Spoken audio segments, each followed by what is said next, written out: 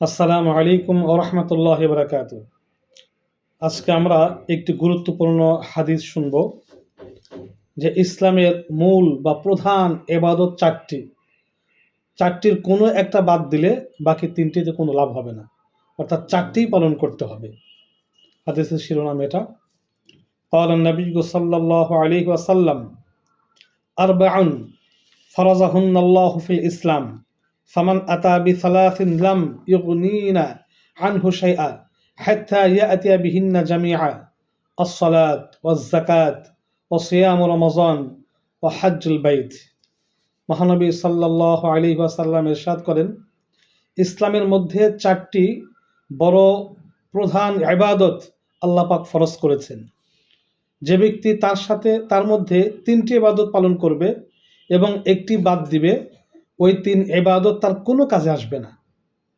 এই চার ফরজ ইবাদত হলো: ১ নম্বর নামাজ, ২ নম্বর যাকাত, ৩ নম্বর রমজানের রোজা, ৪ নম্বর আল্লাহর ঘরে গিয়ে হজ পালন করা। বিশেষ করে আজকাল মুসলমানদের মধ্যে এই হাদিসটি অনেক প্রয়োজন। অনেক মুসলমান আছে যে একটি করে তিনটা বাদ দেয়, দুটি করে আর দুটি বাদ দেয়, বা এই তিনটি করে একটা বাদ দেয়। এই জন্য হাদিসটি তাদের জন্য খুবই খুবই গুরুত্বপূর্ণ। দেখেন, মুসলমানদের মধ্যে এক বিরাট অংশ নামাজ পড়ে না, আবার যারা নামাজ পড়ে তাদের মধ্যে বহু লোক আছে যাকাত দেয় না। অনেক লোক আছে কেবলমাত্র রোজা রাখে কিন্তু নামাজের ধারে কাছেও যায় না। রোজা রাখে, নামাজ পড়ে না, রোজা রাখে, যাকাত দেয় না, আবার যাকাত দেয় কিন্তু নামাজ পড়ে না বা রোজা রাখে না, আবার যাকাতও দেয় না। কিছু লোক নামাজ, রোজা ও যাকাতের চিন্তা করে কিন্তু হজ করে না, হজ পালন করা জরুরি মনে করে না। দেখেন, একটা আর একটার সাথে সম্পৃক্ত। একটা না করলে আর একটা কবুল হবে না, পরিপূর্ণ হবে না। মহানবী সাল্লাল্লাহু আলাইহি সাল্লাম সতর্ককে দিয়ে বলেছেন উম্মতকে, এই চারটাই আরকান পূর্ণ করো, তোমরা চারটা আরকানই পূর্ণ করো। যদি তিনটি কাজ করো এবং চতুর্থটি বাদ দাও তাহলে আখিরাতে মুশকিলে পড়বে।